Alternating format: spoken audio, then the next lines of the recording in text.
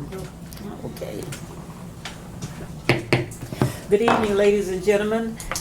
We thank you for coming out tonight. This meeting is now called to order. We have done our invocation and pledge, so we're down to item 4, public comment. Public comment. Tammy Lester. Done later. You wait for the item. I'm on the item. Okay. Donna Stevens. Can I speak at the time of the item on there too? Yes, ma'am. Okay. Are these for the Aldi? Mm-hmm. Yeah. Okay. I'm just, Matt Schroed. Yeah, I'll speak at the item. Okay. David Bow. Okay. Mr. Clayton Toth. Clayton Tolbert, 231 Osceola Lane. Mayor Cox, is the city council doing everything possible for the Hagan Funeral Home project? Yes, Are you sir. up to date on that? Where we are now is to get with DOT to find out where this sewage line is running. I have an update on that. Okay. We have gotten some updates from FDOT. The last thing they need is, they requested calculations from the engineer that's working with Ms. Hagan to prove that their plans will not exacerbate the problem. They've communicated that they are okay with their proposed idea, assuming the math works out. That is the last thing they're waiting on, and the LPA is currently scheduled to see that on the 14th, assuming we get those calculations. Okay, and just for the record, Ms. Hagan could not be here tonight to attend or speak, and I'm also speaking, of course, as a taxpayer, because this is about the 8th business in the last 24 months. Either the county or the city has either impeded some way or just plain out rejected or took a voter's poll maybe. I mean, we're getting serious here with our businesses closing and then not getting businesses back to replace them for the tax dollar. So it is being worked on. Yes. Okay, thank you so much. Thank you, Mr. Tolbert. Yes, ma'am. That's all. Okay, all righty. Item 5, our consent agenda. Do I get a motion? We don't have this. Yes. So the July minutes, we're still working on those because we had to, but we were able to get the special meeting minutes because those were the ones that the deputy clerks took. Okay. So we'll get you the July at the next one because we've had to go through and find the recording from the last clerk. Okay, so, all right, so what we have are the special session minutes. Yeah, the 2 Okay. minutes that you have are both special sessions. All righty. I need a motion. So moved. Second. All in favor? Aye. It's been properly moved and seconded that we will accept the July council special session meeting. Okay. All right, item 6, the old business, city council, city attorney contract. It's pretty straightforward. What this is $300 per month proposed increase, including additional hour of services.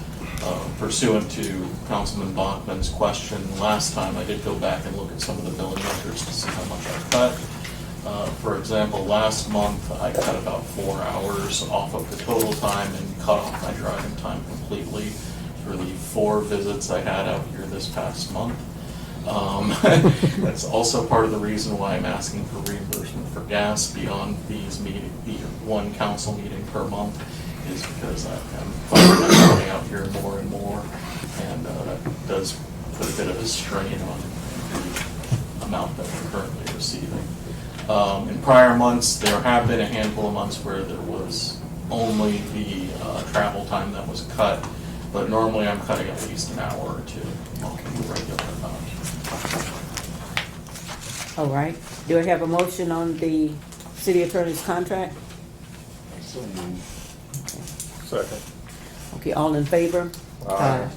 It's been properly moved and second that we will accept the contract for our city attorney. Okay, item 7. Well, hang on. Yeah. And that's to become effective in September this year. Yes, sir. Okay. Okay, item 7, we have a virtual presentation update. Do we have that? Yeah.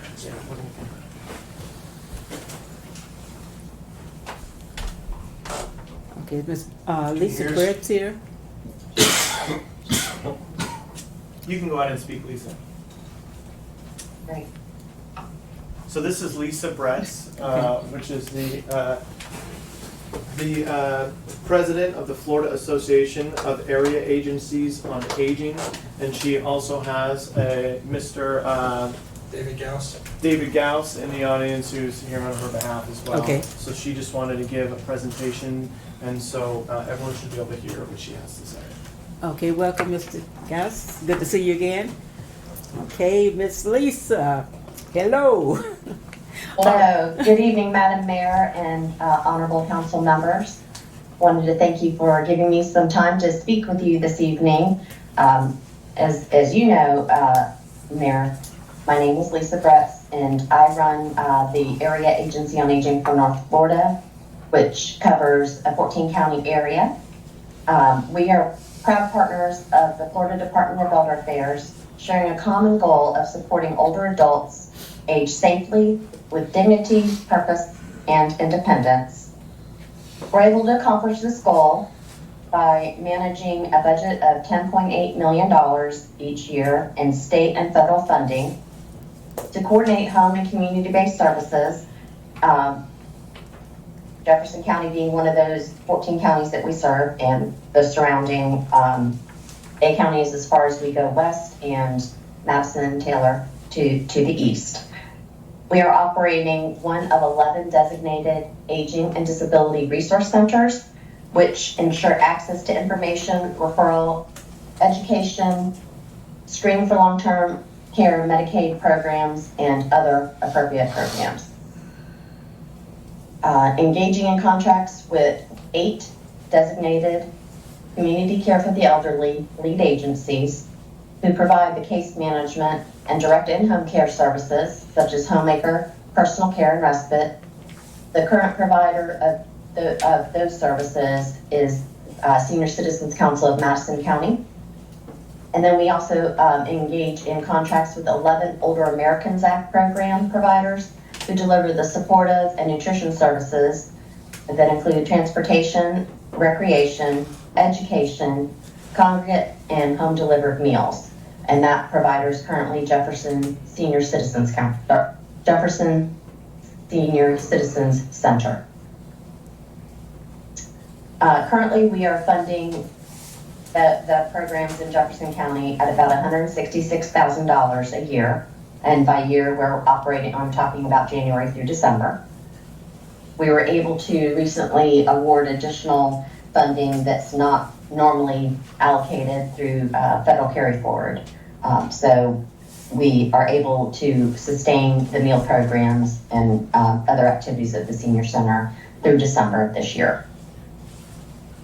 I asked to speak before you this evening to share that we have had many programmatic and fiscal management issues identified by our staff over the last 2 years, and they continue to be unresolved despite the numerous corrective actions that we have issued, thereby threatening the overall health, safety, and welfare of the seniors being served in your community.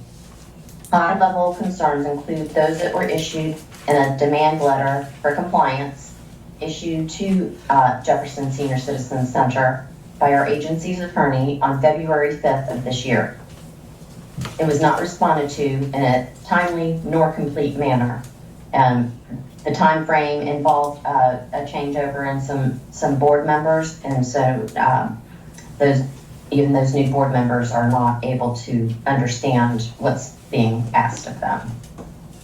The ongoing non-compliance with program operations, nutrition requires menu approval, Those had not been coming in. We did not have proper certification for somebody for meal handling in the kitchen, which is required under Department of Health rules, but also under Federal Older Americans Act.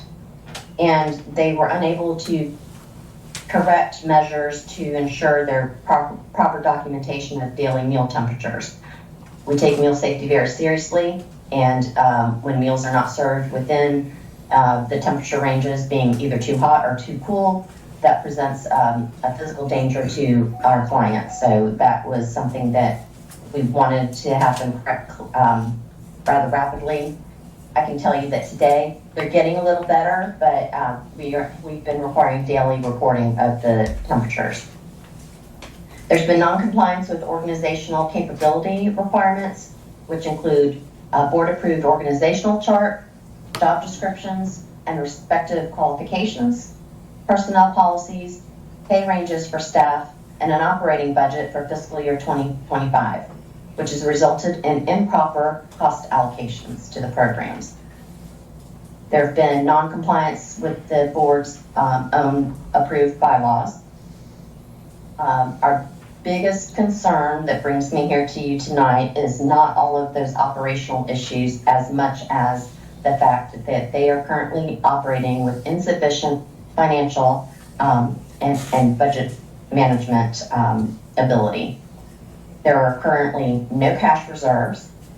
The only assets that the organization has are 2 pieces of land valued, well, I will say they were appraised and estimated to be able to be sold at approximately $70,000 to $75,000.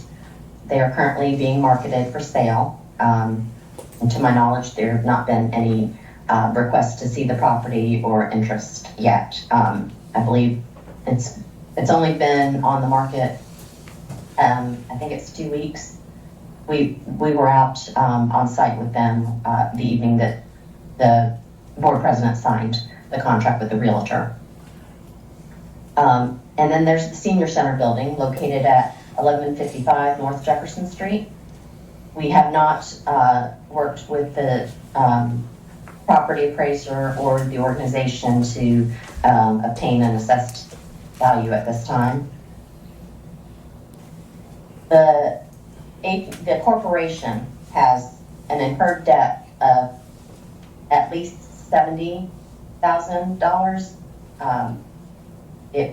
give or take more or less, and David, I'm sure, will be happy to answer any questions based on financial assessment that he's done. But the debt includes largely back pay owed to employees and also outstanding vendor payments, the largest one being our meal provider, GA Foods. And the challenge is the debt solely rests on the corporation. This agency is in no way responsible for the debt that's incurred, and I don't even have financial ability to even put a loan out for you all or for them rather, to pay us back. It's up to the corporation to decide how they're going to resolve their debt. We have been consulting with State Representative Allison Tant, Senator Corey Simon, and the Secretary of the Department of Elder Affairs, Michelle Branham, for several months now regarding potential resolutions to ensure seniors continue to receive services by a trusted entity.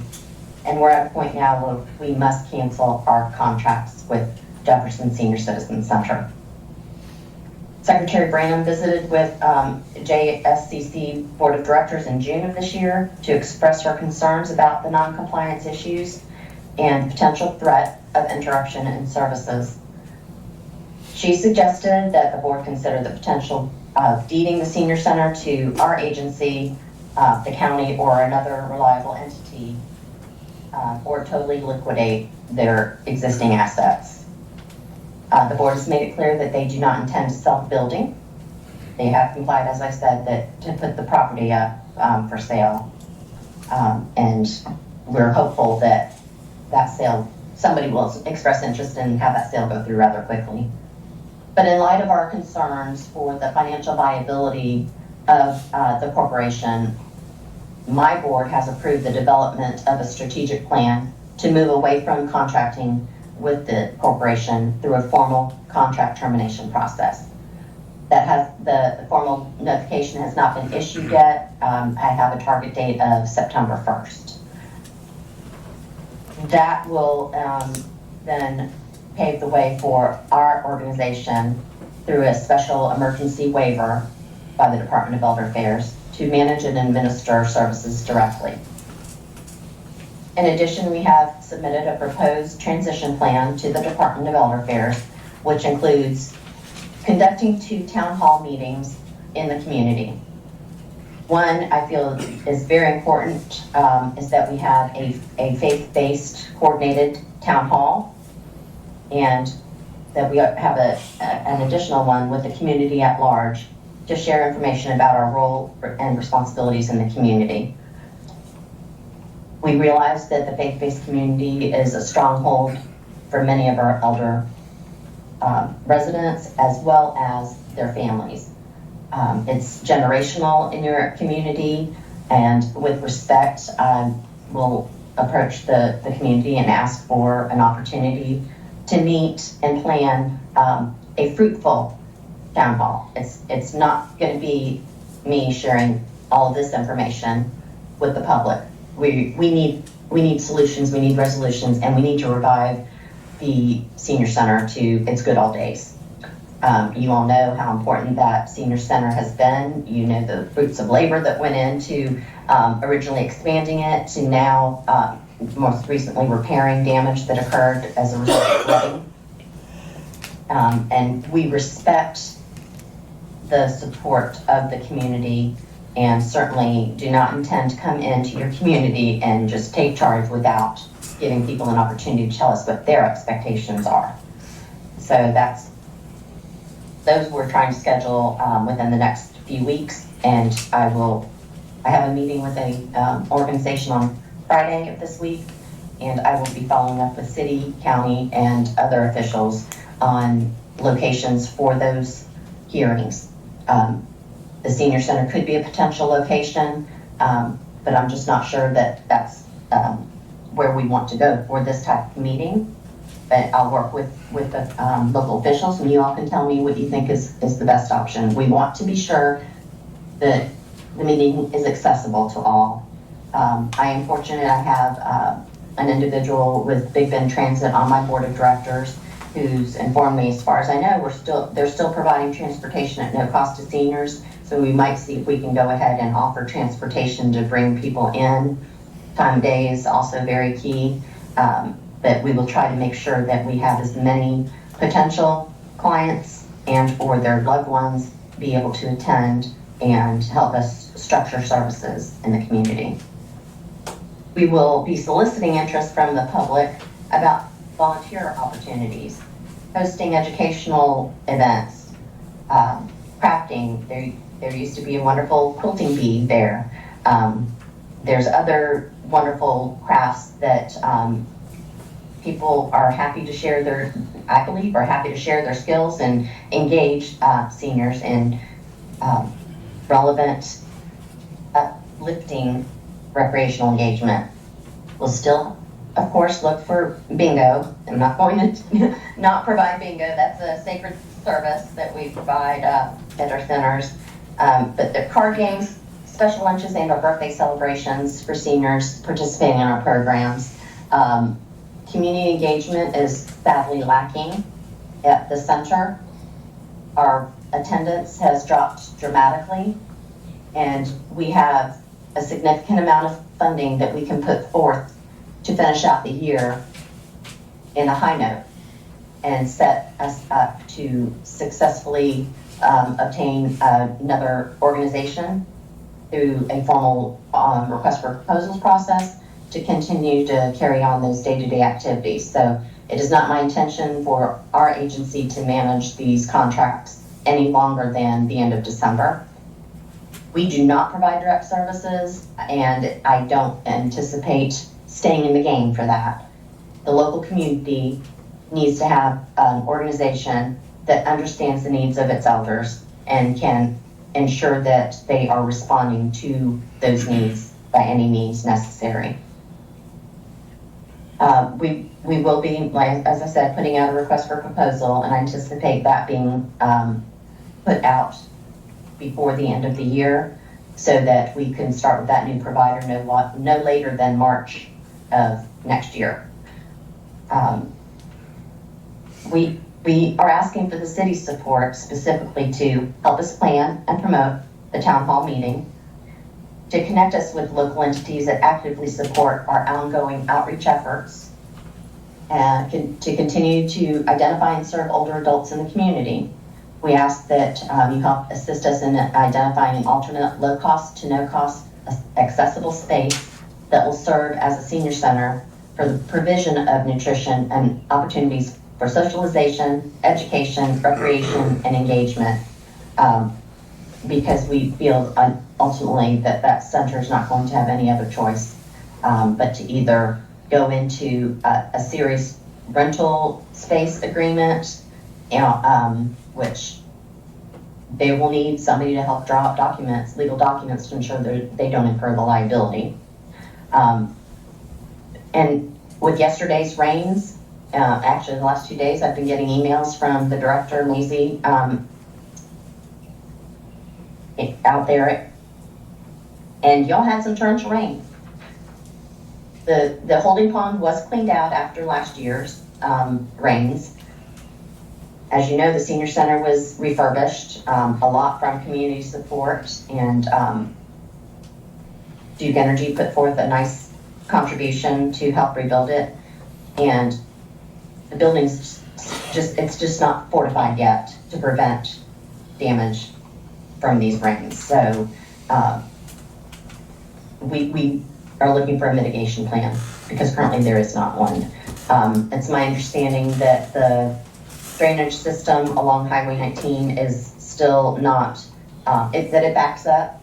There's also a retention, I don't know, I don't do engineering, but there's a grate a drainage grate back in the back lot that overflowed as well. Well, when that happens, it's very unusual. It's not just because of the rain, it's because the water that was being collected was sitting there. It did not go through the drainage system that the city has designed. So the potential threat of losing that building is real, whether it be by natural disaster or by having to sell that property. We realize that 33% of the population of seniors in Jefferson County represents the largest percentage in the state of seniors in one community. 20% of Jefferson County senior citizens live below poverty. 11% of the seniors are low income, are considered low income, and 24% of our clients live alone. Congregate meal sites are of critical importance, specifically for seniors that fall into these demographics. The additional risk of isolation and loneliness. Today I heard a statistic that the effect on the health of a lonely person is higher because of loneliness than it is if they were to smoke 15 cigarettes a day. This should be alarming because it is not just a social impact, it is a health impact. We have looked at a couple other potential locations in the county. I don't know enough of the county or the city venues to say whether they're good locations or not. So we will be coming to trusted officials such as yourselves and the county officials to help us in our endeavor. And I just can assure you nothing's going to happen immediately overnight. We are going to work with the corporation through a transition. And we're going to make sure that the seniors understand that they are valued, that we are going to continue to work together to ensure that their needs are met. But we need to revitalize what that center was initially intended to do. I know that you have a beautiful community that wants to be able to have a place they can congregate. So we have several ideas of ways that we can start moving about that. But again, it's your community. I hope that we'll have the invitation to come in there and work together. So at this is all that I have for you this evening, but I wanted you to be aware of the transition that's about to occur, as your constituents may very well call you. So you're more than welcome to give them my number directly. I know Ms. Cox, you have that number. But I just want to have you help join us in a positive mission moving forward. So again, thank you for allowing me time to speak with you this evening. And if you have any questions, I'm happy to answer them. Can you send some of that in writing? I mean, you said a lot here tonight, and I like to digest, because I heard you said a lot of things, but I also heard 2 points when you was talking any kind of decision. You said the state and the county, and I'm just City. I'm sorry, I misspoke if that's the case. I meant city and county. Okay, so yeah, for me personally, I like to kind of read stuff and kind of digest it. There was a lot that was said that, I mean, that I guess it's been quiet or whatever, because I've been here and it's first to me, all of this, and going back, and even some of the comments you made about just the operations of the day-to-day staff, and you had some non-compliance. So if we can get something in writing, just for me to kind of look at where we going, what our goals, and what our objectives going to be. Thank you. Yes, sir, I'll be happy to provide that to you. Thank you. I can comment on a couple things. Okay. So, Lisa, this is Kurt. I'm the city manager. I was at the county meeting when you guys brought this up. So I went over to the senior center after this to find out about the drainage situation. I spoke with the director. We went and looked at the drainage pond. Now I advised her, first step, contact the builder, which was Riley Palmer, find out how the drainage pond was supposed to operate, if there was actually pipes in the bottom of it, because it was standing water when I was there. So I said, please reach out first, and then I took plans of their drainage system and the whole construction site so that we can look over those too. All of these, the drains and all that are on the property, and so typically we do not mess with private property drains. But that's of course something, if the city council wants us to look at that, we can do so.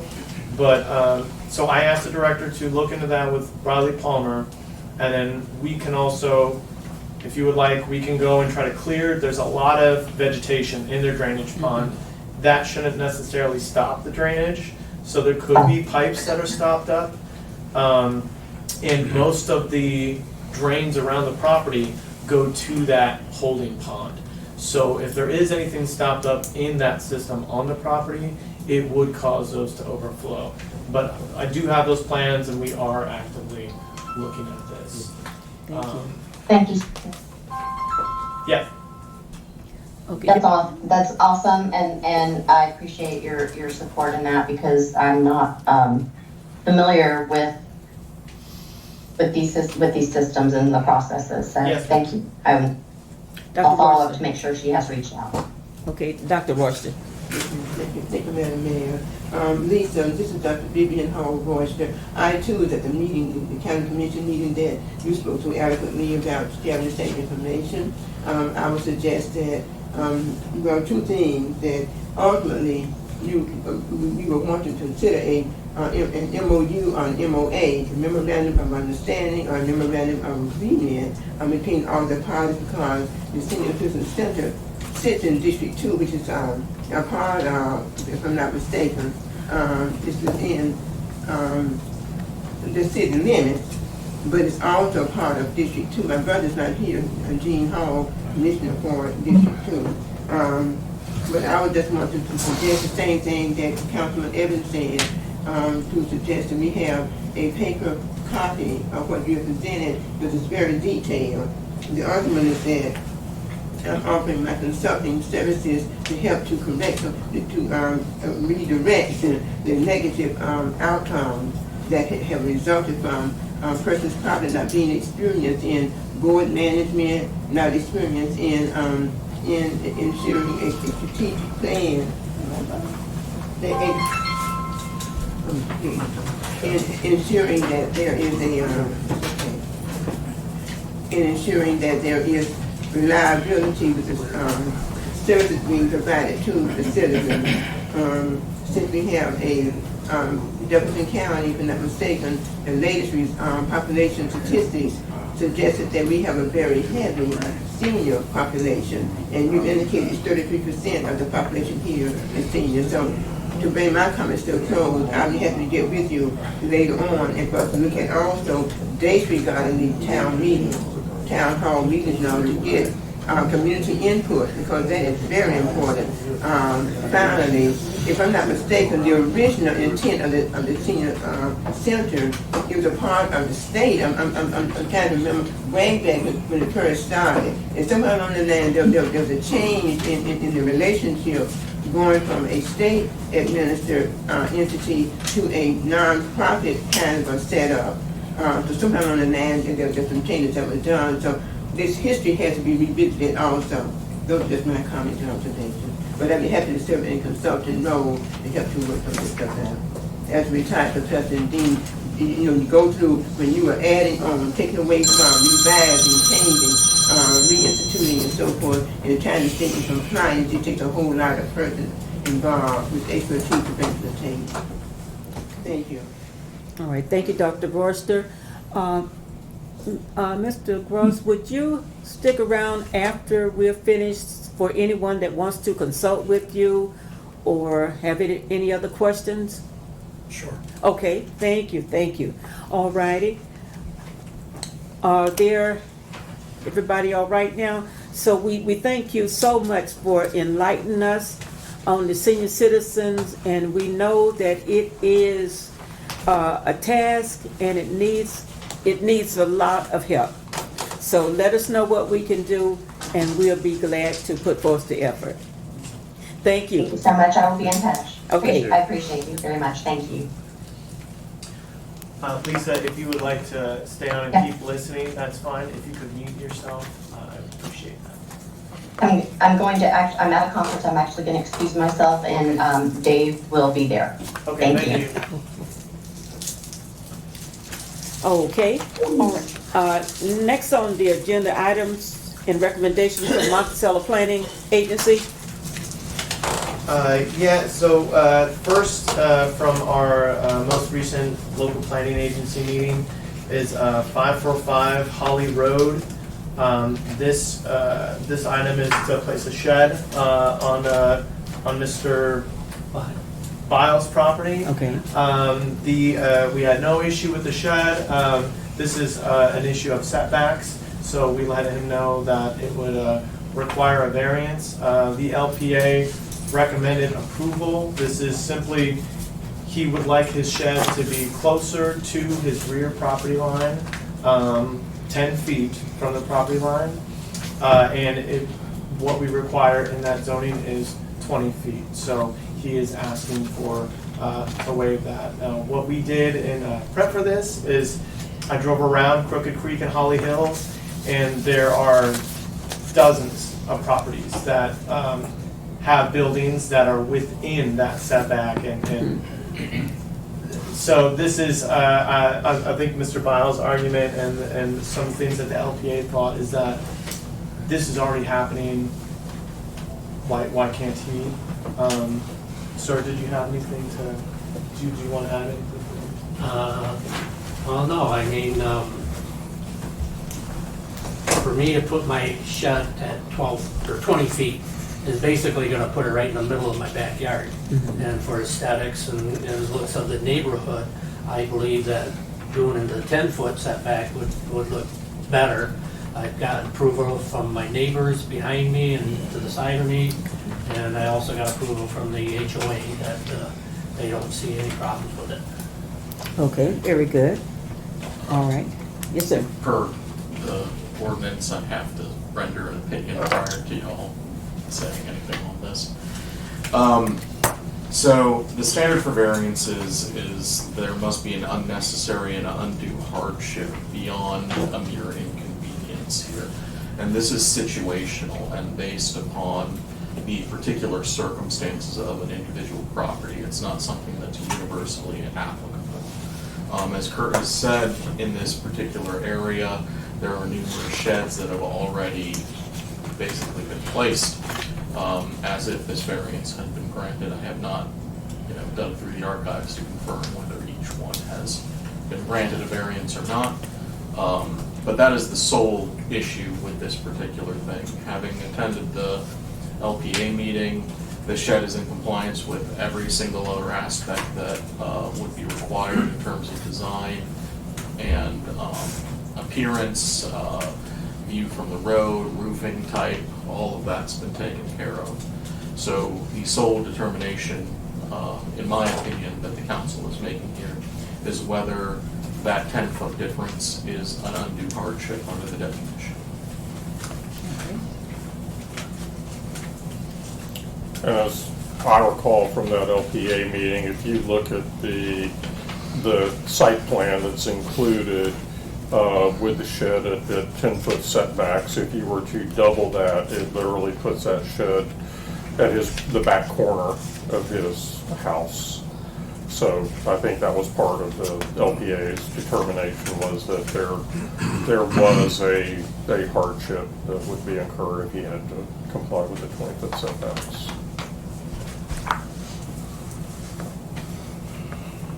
And I believe the vote on this was a 4-1. Okay. Oh. 4-1 for the recommendation. Okay. Is it easier just to change everyone to a 10-foot setback? Because we have the same problem in our neighborhood. It's probably something we need to look at in terms of greater planning for the houses in this particular zone. It has more to do with this being a neighborhood, and the backs of the houses, the setbacks aren't necessarily functioning as they potentially were intended for other locations within that zone. But that's frankly something to be revisited as part of a larger plan rather than right now, I would think. And what was your legal opinion? What's determined here is whether there's an undue hardship or not. The definitions in the ordinance do not provide me with sufficient information to make that determination. It needs to be above a mere inconvenience. Having a shed in the middle of the backyard is pretty much what the inconvenience would be. Or actually, excuse me, not the inconvenience, what the hardship or what the difficulty is with this situation. Okay. Are there any other comments on it? All right. I'm going to make a motion that we approve the variances requested for 545 Holly Road. I'll second. Okay, all in favor? Aye. It's been properly moved and second that we will accept the variance for 545 Holly Road. Okay. All right, and the second item, so the first bank, which is now the Renasant Bank, right on Cherry Street and 90 East, they are putting in their signs, or well, they would like to start putting in their signs. So the original, now this is in the historic district, and this, while we were in the process and have been in the process of rebuilding the Historic Design Review Board, this ended up going to the LPA because we didn't have a board to do the historic review. Now,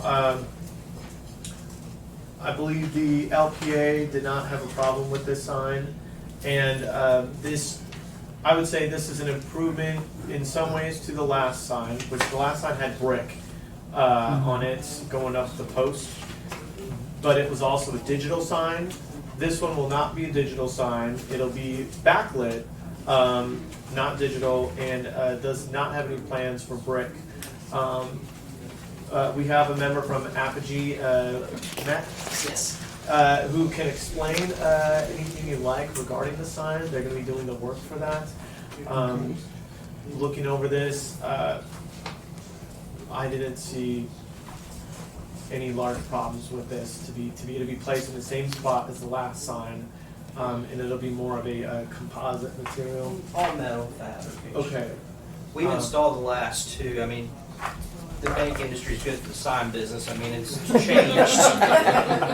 We've changed that sign multiple times, but, Yes, but the consideration was we're going much smaller than what was there. The brick base was just going to be too large for the new sign. It would just look out of place. And so Renasant Bank is a large bank. We've got 4 sites in Tallahassee we're doing, as well as Monticello. This is one of the smaller signs that they have in their branding standards that they have pushing 300 locations. So this is what they would prefer to use, just for recognition and whatnot. But it's not just the street sign. There is a building sign. Yeah, there's as a well. sign that's gonna be up in the peak The of gable, the building. yeah, the gable of the front. But they did put a lot of consideration in it, so it's not going to be an exposed pole. It's going to be what we call a pole cover. Makes it look more like a monument per se. It's not going to be like an ugly steel pole in the community. It's commonly used to be more architectural.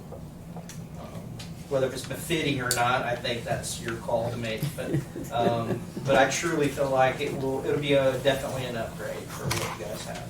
Okay, and what's the planning committee's recommendation? The recommendation was for approval.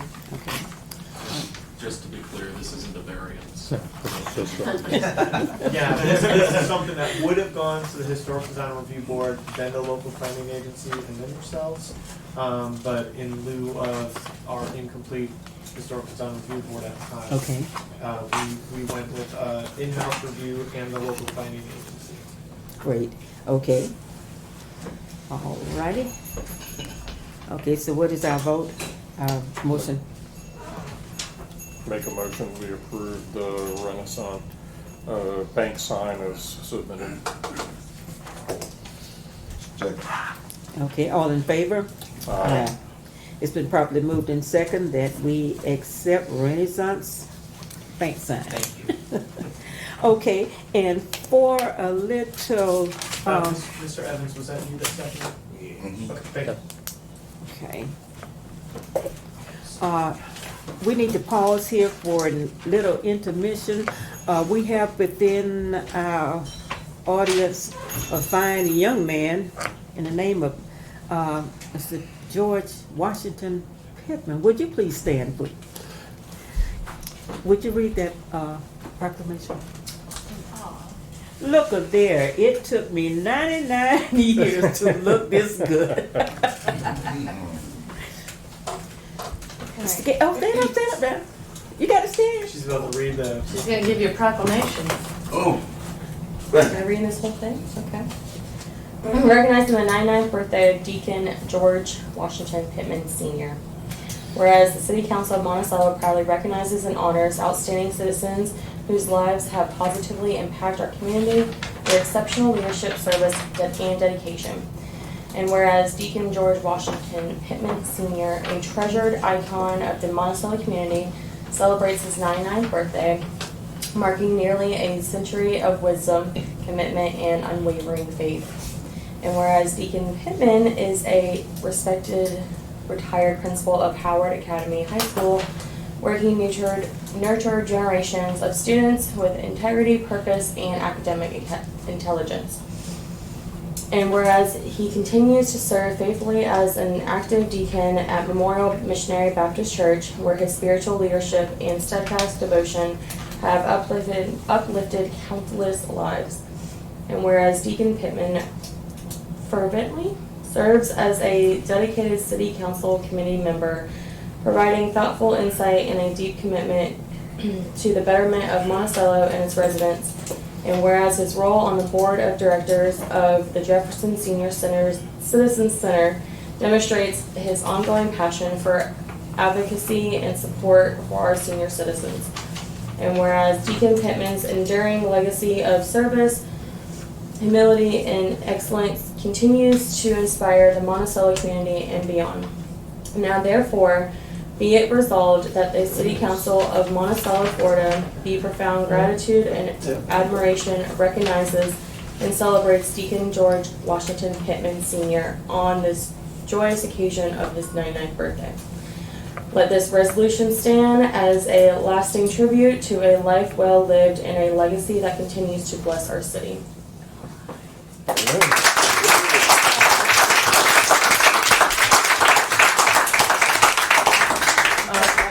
Pictures after we dismiss.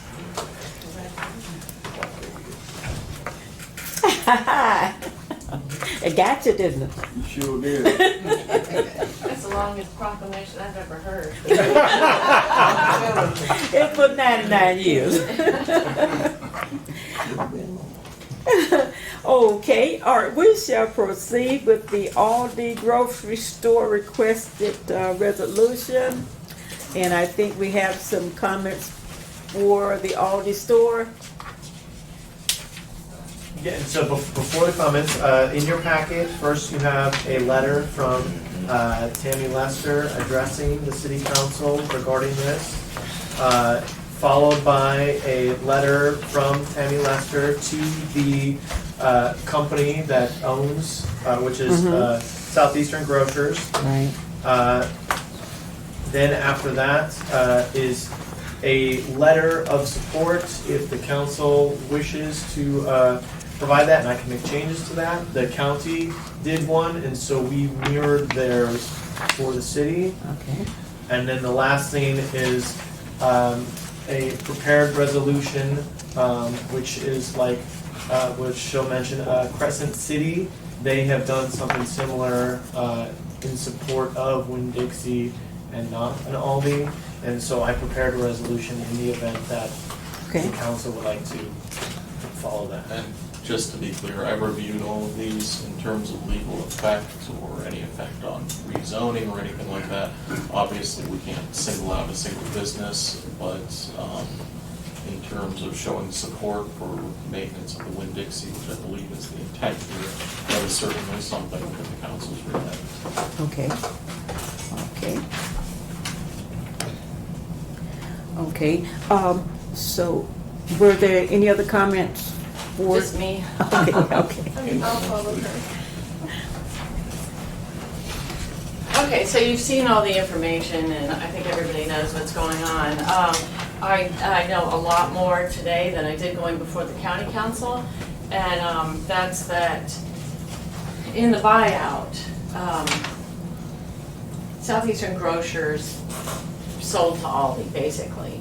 And then as Aldi sift through the stores that they wanted and didn't want, they aren't this has nothing to do with Aldi or anyone's brand. This is simply about our store.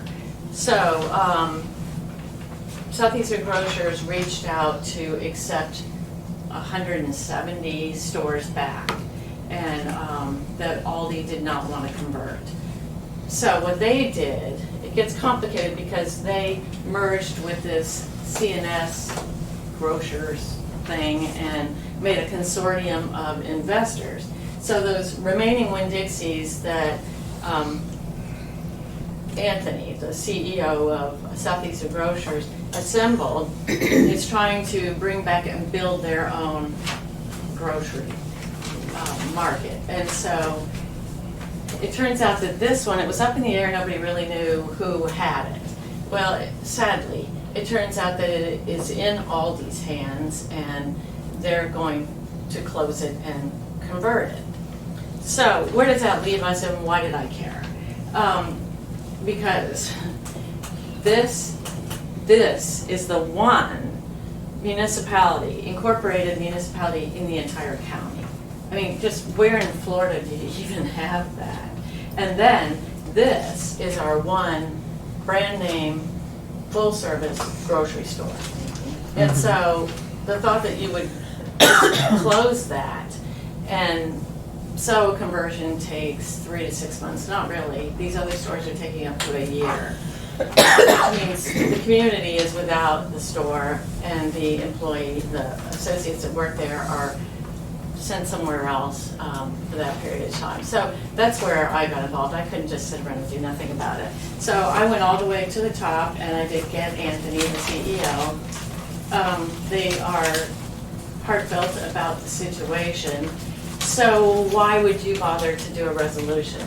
Because whatever we do in this community to show support for that store, they will get in front of Aldi. Now, I finally found, there's a new CEO of Aldi, and it's not like you just pick up the phone or email anybody in Aldi. It's hard to find them. But they have an office outside of Chicago. I wrote a letter to her. Whether she ever gets it, I don't know. But she will get it through the CEO of Southeastern Grocers. So everything we get in their hands will go directly to Aldi. So to wrap this up, one city with one full-service grocery store gone. The support from the Chamber of Commerce came absolutely from the business perspective and the loss of property values, because as you know, someone's looking at a property in Crooked Creek and they go, where's the grocery store? Well, okay, and yes, we have another one. That's an AIG. The good news is, no matter what happens, this community will rally, and I'm seeing that now. So you've got the one store closing, we won't have one. It's closing, by the way, in the middle of hurricane season. It's like, how do you even do that? All of us have been in that Winn Dixie, and Lynn works there. We've asked that Lynn does not speak to you tonight because nobody from Winn Dixie ought to be speaking in public right now. But that store is amazing during hurricane season. And we were hit with 3 hurricanes, from a 1 to a 4 in 13 months. Now that's going to close on us. So I know we'll find resources, but that's something to think about. Well, all these discount stores have the size. That means they take the electronic benefit cards, but not WIC. But what I did find out is there's a smaller percentage in this community that uses WIC, but it doesn't matter. It's a need, then they won't have, it's gone. So we're just checking off a list of things that are gone in the community.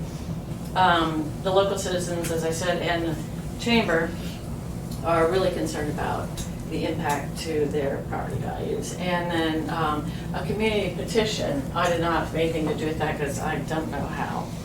It's circulating now in support of the store and the associates. And Mayor Gloria did really well on television. Thank you for doing that. The WTXL ABC interview. Yes. I saw that. I also reached out to CareerSource, and I saw Lacey McMullen today. They are coming in, it's not a secret, to Winn Dixie on whatever day they can, and setting up for the employees who have not found employment. They're going to help. The problem is, look around you. Where are the employers? Winn Dixie is one of the largest, I say one of because Simpsons is right here, but we're losing a major employer, and Aldi will not employ those. They will not employ some of the people there with disabilities that strictly do carts and bagging. So to me, that's critical. Anyway, did I cover all my points? Crescent City. I think I did. Oh, Crescent City. So why did they win this little battle? They're very similar to us. I felt like this was a hopeless trip down the road because it does belong to Aldi and they do want to convert it. But it was the same situation in Crescent City and they're keeping theirs. So I'm not sure how that's all ironed out. You know, you're elected officials, I'm not. I called, nobody called me back because, you know, I'm a nobody. But they had a citizen petition, they had a resolution, and so the letter of support and the resolution, all of that will show this community, and I'm sorry because I get really emotional about it, but these people that we care about that store, we care about the impact of the community, are elderly that can't get out of town to go to Tallahassee or Thomasville to a grocery store. I mean, they're going to Dollar General or they're gonna go to Bob and Jeff's, but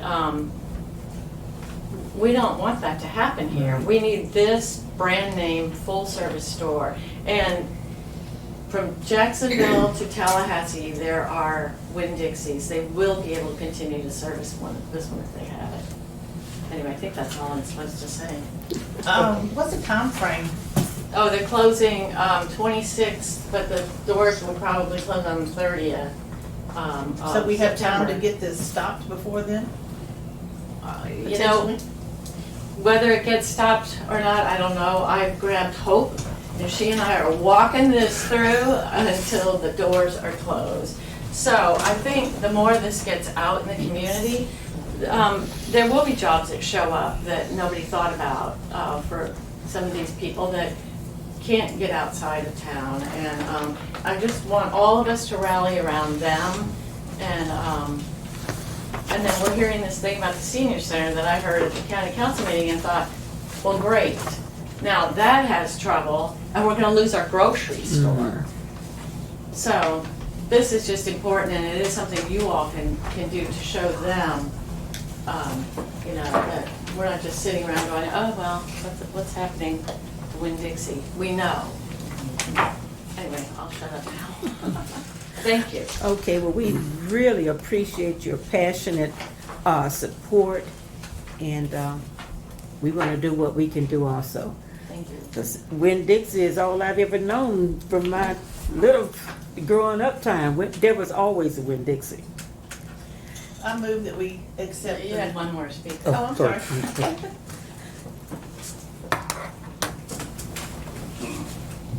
She covered a lot of what I was going to say, so I won't repeat it. But something that I wanted to just say is when my sister relocated to Florida, we took her in. She was really having trouble finding a job, and Winn Dixie took a chance on her and hired her, and she's been there for 7 years. And I challenge many of you to tell me you haven't had her check you out. Many of the local restaurants and businesses rely on Winn Dixie to supply their restaurants and their businesses. And she mentioned the hurricane season, but something that she didn't point out is that when the linemen come from everywhere, you know, the lineman army that shows up, they're all ready to go, they were lining up in the Winn Dixie parking lot, and Winn Dixie was the one where they were going to get their food. Right. And so now there's going to be it's going to be a whole lot harder to take care of the people who are trying to take care of us. This store is so imperative to this county and the residents that the loss of it, I don't think we've actually thought of everything that it's going to cost us. Okay, thank you. Okay, are we ready for a motion now?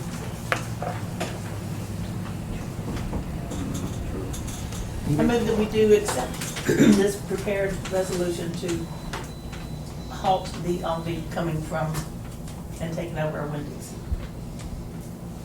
Would you like to include the letter of Yes. support? Yes, to include, yes. Yep. I will second that enthusiastically. Okay, all in favor? Aye. It's been properly moved in second that we will proceed with the resolution to all the grocery store. Next item, America 250 celebration, July 4th, 2026. Discussion on forming a committee.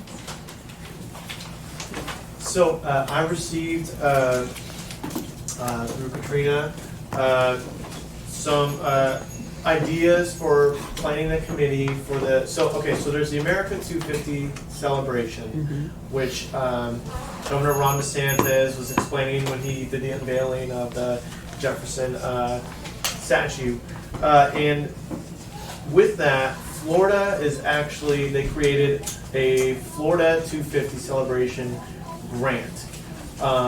So that is something that is, its purpose is to help municipalities or regions celebrate the 250th anniversary, July 4th, 2026. So after speaking with Katrina, I actually have, we submitted something to try and get that grant. I believe there's $100,000 available per applicant. So Kimley Horn is actually working on that for us. The deadline is tomorrow, so they've already been submitting things. I'm gonna be signing some stuff after our meeting tonight. So what I did was, I took some of these ideas that were provided to me, and so what I did and what we're trying to get some funds for was I put together, these are things I circled in pink on that page. And it would be sort of a few items put together for like an old-fashioned Fourth Fest, is what some people might call it. But this could include, now what they will not fund is fireworks, but they're funding a lot of other stuff, so this is already, we've gone over this with Kimley Horn. But what I put in there was the Old Fashioned Fourth Festival, which would involve things around the circle and our kind of town center for food trucks, crafts, music, games, things like that. Vendors and artists, then also outdoor concert, living history village or something of that nature. Booths that can show some stuff, especially if we can find some things that are historic to Monticello. Patriotic porch decorating contest, also a youth essay and art contest about history, about Monticello and American history and Florida history. And then I also added for like a historic walking tour of Monticello's oldest buildings. I think we could do some fun activities involving sort of a scavenger hunt kind of thing. And possibly a parade if we would like to do a parade for that. So these are all, we submitted kind of a lump of a bunch of ideas so that we can try to get something from this, because it was kind of late when I caught wind of this, so that's why we got on it quickly. So it doesn't have to be these ideas, but we're going to see if we can get some of that funding for it. And we can also look at forming a committee if there are some people that would like to head that up. What I provided you is just kind of a quick one that was put together. But was this with the chamber or was this you? Okay. By Councilman Richardson, and has some ideas for who might serve on that. These people have volunteered. Okay, perfect. And so we have Amy McDaniel from the Chamber, Michelle Arsenault, who's on our local planning agency, David Ward, Cindy Littlejohn, Emily Anderson, the previous city clerk, who also works with the Chamber of Commerce, Jana Grubbs, Jana Grubbs, and Gladys Rowan Watson.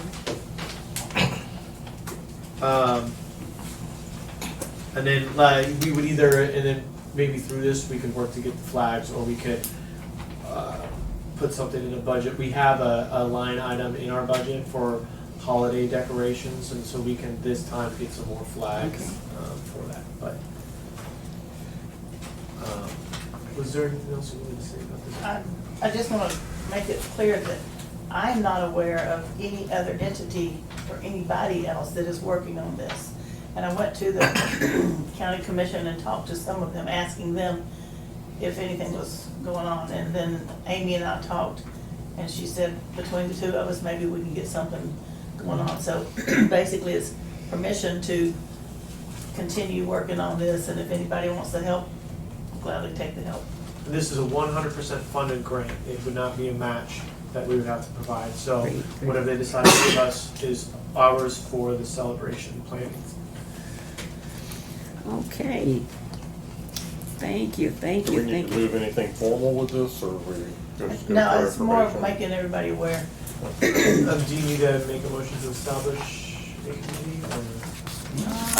It's already I think established. it may be worth considering whether the city wants to basically oversight that committee or not, because that's the only reason why we would make such a motion, is if the city was essentially running this event, which. It does need to be a nonprofit, and you. I would like, yeah, if we are submitting for the funds, I would like the city to at least have a large part in this, and that would be good for the city. Okay, so we need a motion then. So, second. Okay, all in favor? Aye. It's been properly moved in second that the city council will serve as overseeing the committee. Okay, Now, the, did we want to add the parade before the next item or at the end? I think it's fine either way. Okay, I'll go ahead. May I jump? Turn. Asking for consideration by the council for the application for the parade and event for the Christmas festival that we hold every year. I know it's difficult to think about when it's 145 degrees out, but ask that this be moved up because we need, if the council so moves, to approve approval of this so that Chief and Jack can start their process of planning. We can coordinate with DOT, so there needs to be a pretty strong lead time on this. The event is largely the same footprint as it was last year with a couple of minor changes. So it's largely the same event. I was just asking for comment and review and approval for this to move forward so that we can continue planning. So moved. Well, before we do that, because this wasn't on the agenda, I'd recommend we at least open the floor for public comment. okay, public comment, anyone? Okay. Hearing none? I agree. I agree. Okay, thank you. All righty. Okay, so now we can have a vote. I move that we accept the application for the parade and procession for the Monticello Christmas. Okay, all in favor? Aye. It's been properly moved in second that we will accept the application for the parade. Next item, city clerk resignation, appointment of interim. So on July 11th, just before our first budget meeting, everyone received an email about that the city clerk was resigning effective immediately. That left us with some work to do, and so as we discussed in our special meetings after that, I have prepared proposed rates, temporary rate increases for the deputy clerks, and if the council would like, myself, but mostly for the deputy clerks for the added work that they're going to be doing and anticipated overtime while we are covering down on the position so that we can get through a lot of the work we're doing now, including the budget, before we begin the search for the new city clerk. Okay, this is for both deputies? This is for both deputies. So Sarah Millette is our deputy clerk accounts payable. She knows the most about what is going on with all of our accounts, all of our finances. She's essentially the right hand to the city clerk.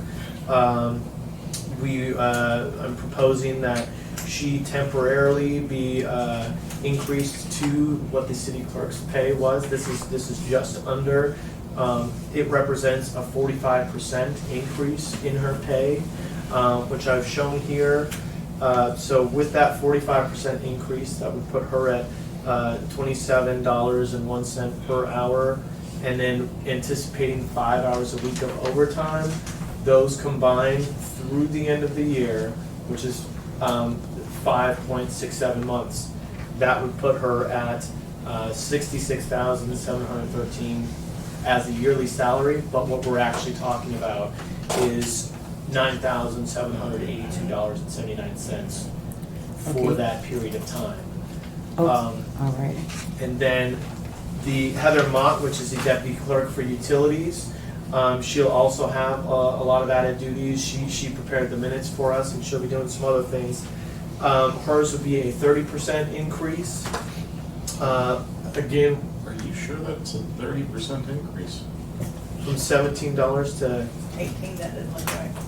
I apologize. I think that's a 10% increase. Is there any chance that that 30% was intended to be something else? Yeah, sorry, let me get on my paper. I'm fine. I need to confirm that she's at 17 also, because I'm not sure if that's the actual amount.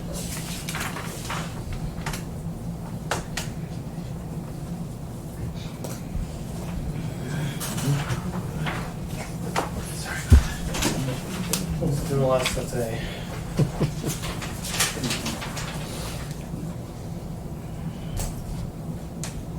So I think that So, but the bottom line is, We'd be we doing the deputy adjusting. clerk with Sarah with 45, Yes, sir. and we're doing the other clerk with 30%. Yes.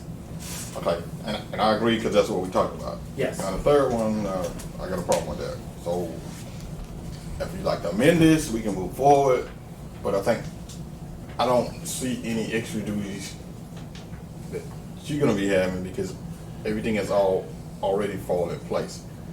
And of course, we already had a contract in place. Yeah, that's why I So if, unless we have any other discussion, yeah, I think we can agree for the 45 for the deputy clerk, accounts payable, I and would 30 recommend for that. agreeing to the rates, not the percentages, because I'm Well, that's what I said, 45 and 30%, I didn't say. No, the proposed amount per hour as opposed to the percentages, because the percentages don't appear to be correct based on this. So is our current rate right for the second one? The $27.01, I believe, is correct, because I think a 45% rate off of yeah, $22.12 would be close to 30 something. it's like 22 for the 30 on hers. But that what we're talking about is giving Heather Mott, the utilities clerk, more like Sarah's current pay is what we're actually talking about. Okay, and that's currently close to $22 an hour? Yes. Okay. And for Sarah, what are we talking about? So Sarah's is correct, 45% to 27. So really, Heather would be going from 17 to 22, and I just made a mistake with the. 22.10. Yes, 22.10. 22 per hour. Okay, so the 27 is correct for Sarah, though? Correct. Yes. Okay. Okay, and what are our long range goals? So this plan was through the end of the year. So after we get through the budget, I mean that's when the council we would begin the search for the city council or for the next city clerk, unless depending on how long the city council would like them to serve in term. Well, that can come up later. Yeah. So this is our temporary. Yeah. I think this is, the point of this is we have a very defined need for a stopgap, because there is absolutely no way we can find a replacement clerk within the time necessary to finish the budget here or to continue operations. So in the interim, it's having our deputy clerks willing to step up and paying them appropriately for stepping up. Okay. And also just, I mean, that is a necessary position here. There's no way around that. So would we use this proposed rate as, for retroactive pay? Yet the discussion at the special meeting was to go back to the date that they started doing these duties, which would be the 11th of July. And to be clear, they hopped right on.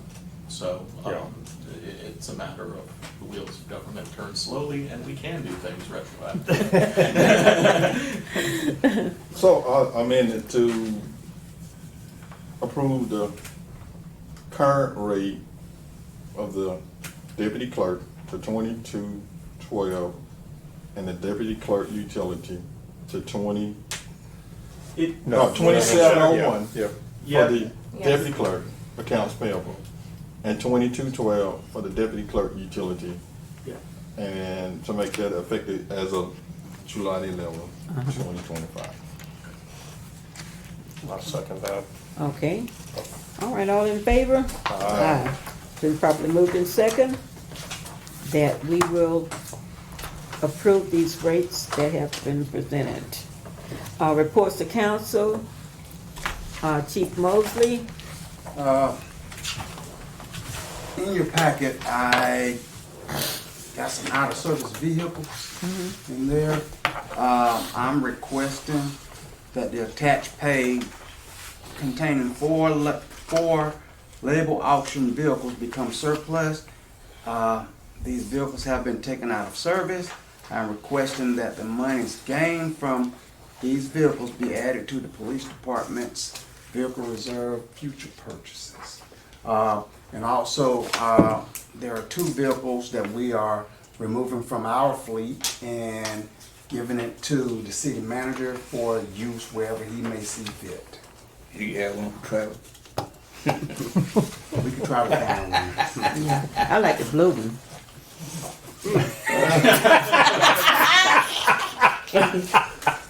We can be Can I get a vote on that, please? Oh boy. Is black car still in use? Your old one? Just vote on that. She likes the blue one so much. Okay, do I hear a vote on this one? I've been a motion, please. You have to repeat whatever you said. I moved it. Well, Yeah. all right, so moved.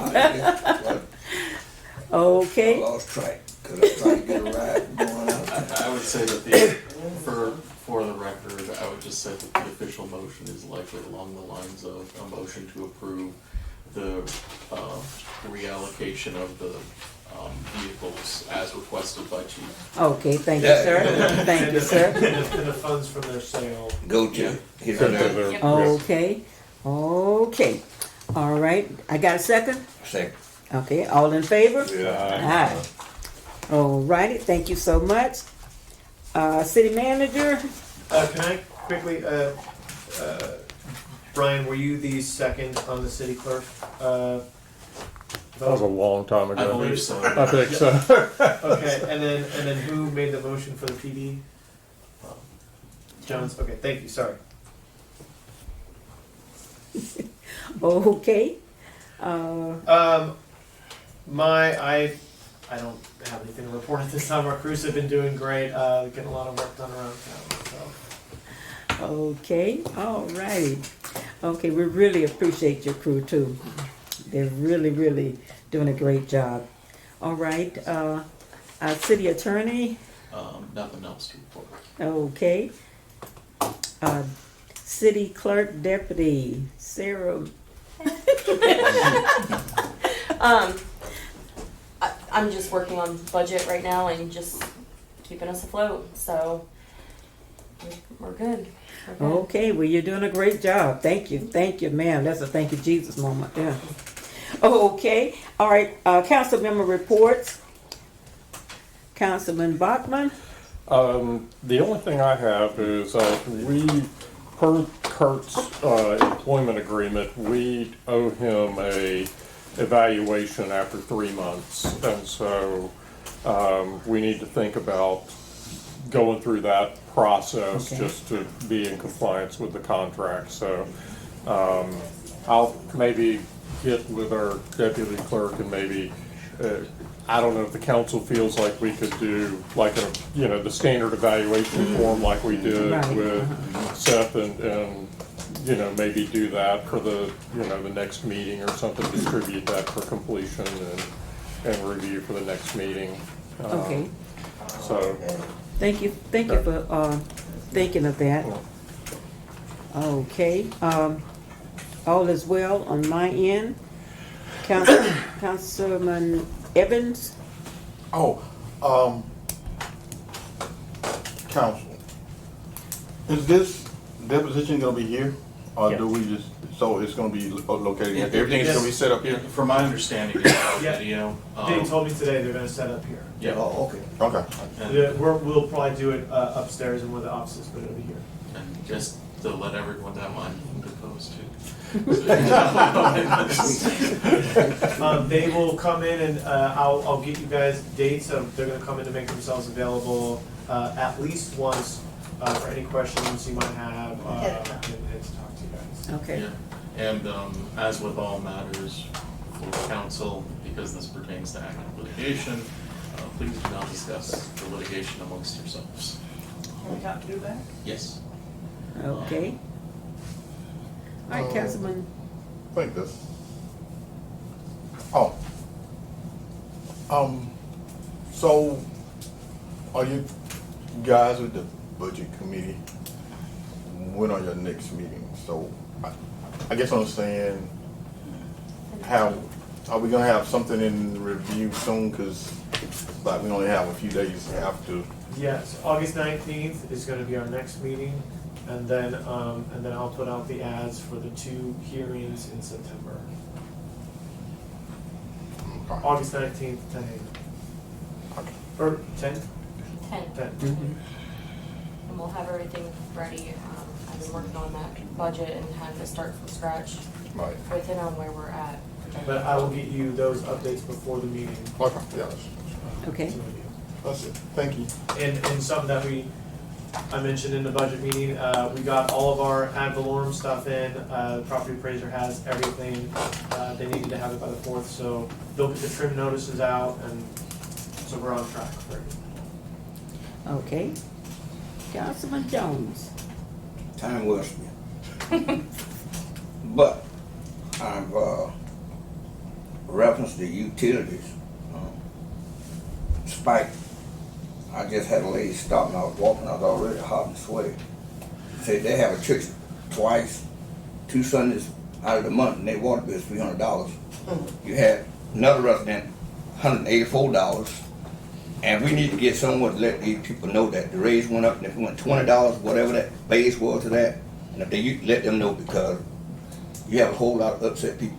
I'm gonna be, I just was Get talking. sent a letter out to them and let them know why and when, Yeah. and it was in proposed, and I tried to explain it to them, I said, I'm gonna be putting a better explanation on the website, Yes, and then I'm also going to put a generic, if this is your usage, this is what your bill would be in the Absolutely. utility office, that they can see when they come in. We've been explaining as thoroughly as we can to everybody of the issue and why it is the way it is at the current moment, so. Yeah, so we fielded a Whether lot of they're calls happy and or not. questions, and we've explained, and it's helped when they see the breakdown. yes, that's. Excuse me, maybe you should put a memo in the bill, Yeah, because everybody don't do the website and things like that. and we can do that. We just completed, we had to put another message on all of our bills for 3 months regarding the water quality.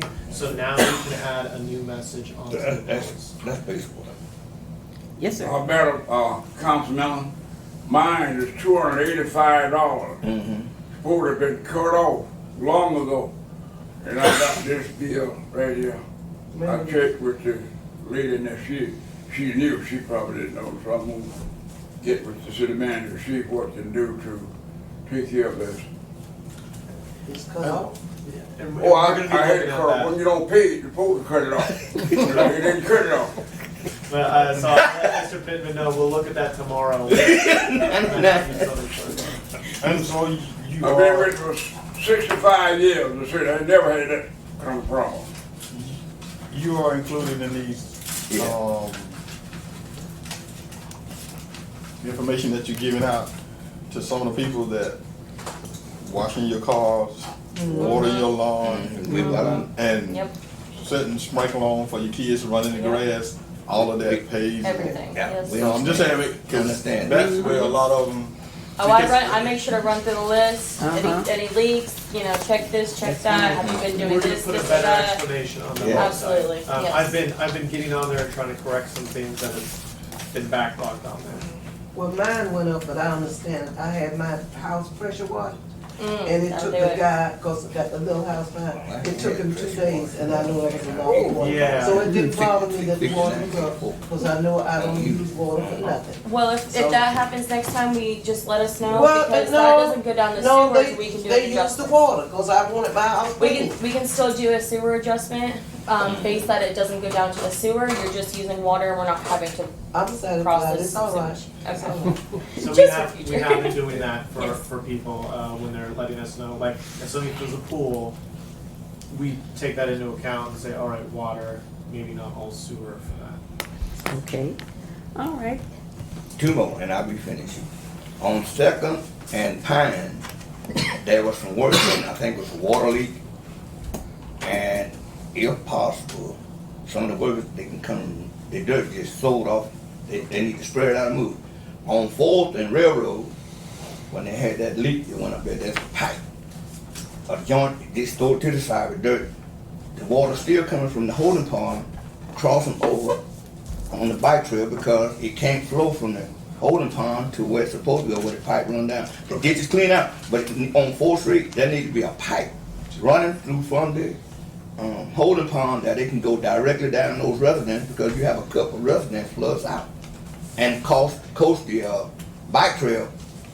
It just went right there. And Yeah. all the grass land just look like a river bed. So if you can get guys check that out, that'd be fantastic. 4th and Railroad? 4th and Railroad and 2nd and Pine. Okay. I'm finished. Alrighty. He did leave you a little space. Councilmember Richardson. Okay, I brought this up to city manager. On West 90, just before you get to Johnston's, on the right is that little bridge. I got a phone call the other day from someone who has been cleaning that, weed eating it to keep all of the kudzu down for years, and he let me know that he's gonna stop doing it. So I let Kirk know that, make sure we can maintain pick that that. up, yeah. We'll pick that up. And also, the side, Kirk, I know you are swamped, but I just wanna ask you this. On the Baptist Church parking lot sidewalk, close to the chamber, there's a piece right there of sidewalk that was clay. Has Yeah, that been we're, fixed? not yet, but, that is on Rico's Okay. list to get to. So we just talked about that, 2 days ago. Okay. So he's been just a little slow. Oh, I understand. But we are getting that soon. And the last thing, I brought up a while back, the possibility of Jack Carswell selling some property on the north side of the post office across the street. Has he been able to talk to you about that yet?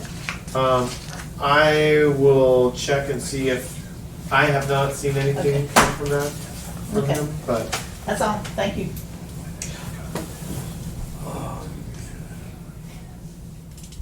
Okay, good go. Mr. Manager, coming from Park to Second, there was a mirror there because and it's a sign also, blind driveway.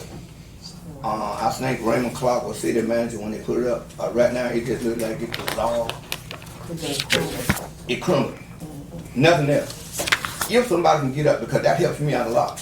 Yeah. If I go to the back out of my yard, it's come flying around there, and a boom, we done had some collisions already. That's why they put it up there. And coming from the west going east, and the speed hump helps a lot. Because they just do it like Daytona 500. And sometimes, Blind driveway sign? yeah, the blind, it's one right on the corner, and it's Yeah. one on the corner of my property. Okay. But the mirror sets on the side where it's a marker for Howard Middle School. That's what the mirror was there. So we can get that would help. Okay. Hopefully, and I'll be out there trying to, I don't get cheap, but I'll be to slow down. Yeah.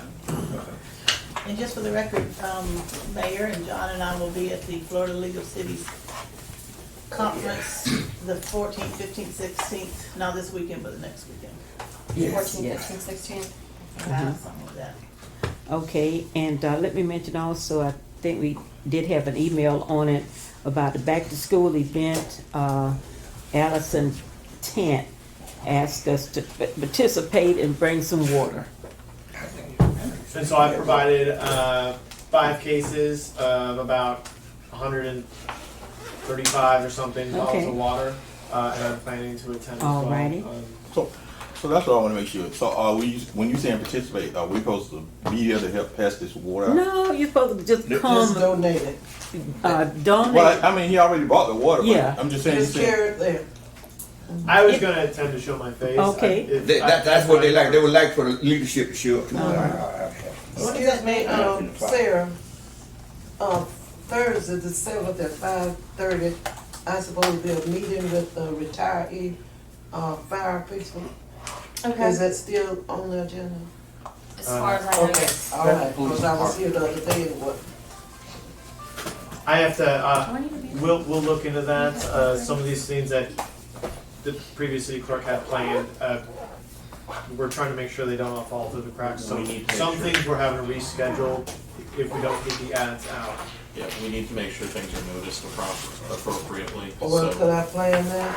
I mean, I would could I recommend plan that? planning for it and be put there. it here other. Because I'm running between 2 daughters, one battling bone cancer and one battling cancer, and I'm running backwards and forth. That's where I just came from when I got here.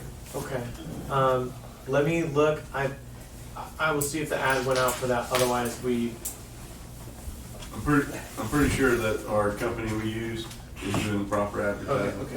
That's one of the reasons why we switched to them, so that way we wouldn't have any of these issues. So it's been 5:30. 5:30. Okay, I'm here. Look forward to seeing you. Okay. If all hearts and minds are clear, Ma'am. this meeting stands adjourned.